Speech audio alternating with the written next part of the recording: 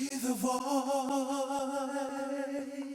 Will they all survive?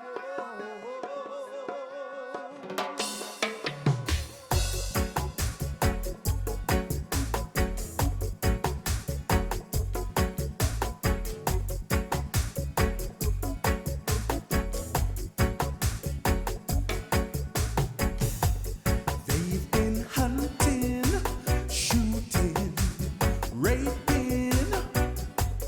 Ain't no joke thing. What's going on? Children struggling, hiding, scraping. Why is this happening? What's going on? Doing everything they can to stay alive. Wondering every day how will they all survive? The children of the future, yes, my brother.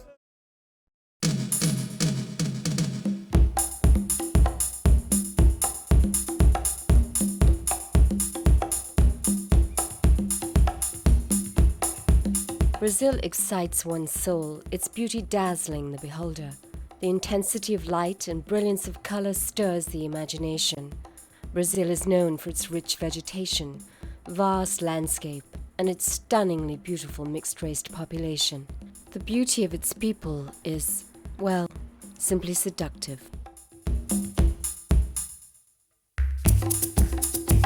Brazil is a country of stunning beauty manifested by its amazing beaches in the state of Bahia, the sprawling waterfalls in Foz do Iguaçu, the Amazon, Christ the Redeemer with open arms atop Corcovado Mountain overlooking Rio de Janeiro is perhaps Brazil's greatest landmark.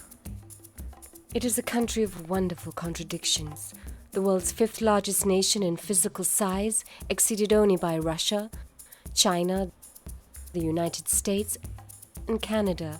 It remains South America's only Portuguese-speaking nation, is the world's largest Catholic country, and is home to the world's sixth largest population. In the 1990s, the media exposed the infamous Esquadros de Morte, also known as death squads. They were typically made up of off-duty or retired local police officers who routinely targeted children in the various favelas around the country, mostly Rio de Janeiro and São Paulo. Brazil is a country which has lost its youth to drugs, violence, and increasingly organized criminal enterprise. The escalating violence testifies to Brazil's struggle as the country seeks to cope with the thousands of children wandering its streets. We know that there are millions of kids on the streets of Brazil. When a child is on the streets, the statistics tell us they have 3 to 5 years of life, and that's it. The kid is a victim of society, abandoned. And when he gets older, he enters the crime world and thinks he can take revenge on society. One case study concluded that a child's chance of dying in Brazil is 8 to 9 times greater than in the Middle East. I used to live on the streets, and I started to get myself into a lot of trouble. What motivated me to be part of this process is I was tired to see so many children on the streets, and I could not do everything, just one thing for everybody, because they were multiplying. They were everywhere you go, you see kids like that. So what I thought, if I do something for one, maybe I did my part. Reports state that there are 500,000 Brazilian children exploited in sex trafficking within the country, and federal police report higher rates of child prostitution in the northeast. Some believe the number is closer to 2 million. Brazil is overtaking Thailand as the most popular destination for child sex tourism. Brazilian authorities have uncovered evidence that foreign organized criminal networks, particularly from Russia and Spain, are involved in sex trafficking of Brazilian women.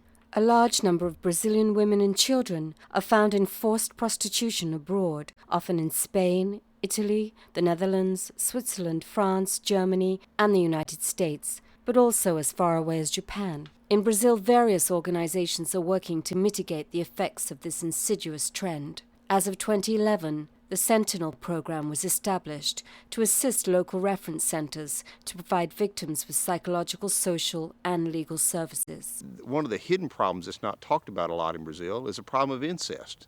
We hear story after story, and usually it's a stepfather. We went to a home and we're talking to the mother. She'd asked to see us, and we were sat down and we talked to her. She had a daughter that was 13, and she said, every day my boyfriend is raping my little girl. Happens every single night. And we asked her what she was going to do about it. She says, I can't do anything about it. If I go to the authorities, he'll kill me and he'll kill the little girl too.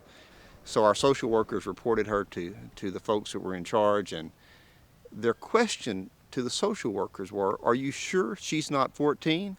No, she's 13. Well, what's the issue with being 14? If she's 14, it's no longer a crime.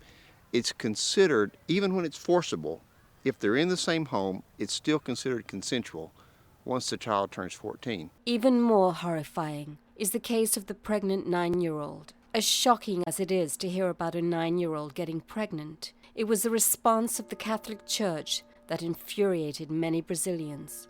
The Archbishop from the coastal city of Recife announced that the Vatican was excommunicating the family of a local girl who had been repeatedly raped and impregnated with twins by her stepfather because they had chosen to have the girl undergo an abortion. The church excommunicated the doctors who performed the procedure as well. God's laws, said the Archbishop, dictate that abortion is a sin and that transgressors are no longer welcome in the Roman Catholic Church.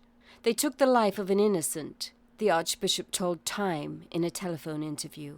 Abortion is much more serious than killing an adult. An adult may or may not be an innocent, but an unborn child is most definitely innocent. Taking that life cannot be ignored. This was one of the few cases brought to light, because the Catholic Church excommunicated the family. In the Church's eyes, the crime wasn't that the 9-year-old girl was impregnated by her stepfather. The crime was that the child had an abortion. There are so many more horrific stories like this one that simply go unreported. The main reason is women are terrified to come forward. They fear retribution from abusive spouses, abusive stepfathers, abusive boyfriends. And the worst part about it is that the police and the authorities are virtually indifferent. Once a child turns 14, which is the legal age of consent, the police do not care. They move on to something else. This is the focus of our upcoming documentary, City of Hope, a children's story. How good and pleasant it is to see people come together as one from all nations, from every generation, and from the mother of civilization. Oh God, we bless.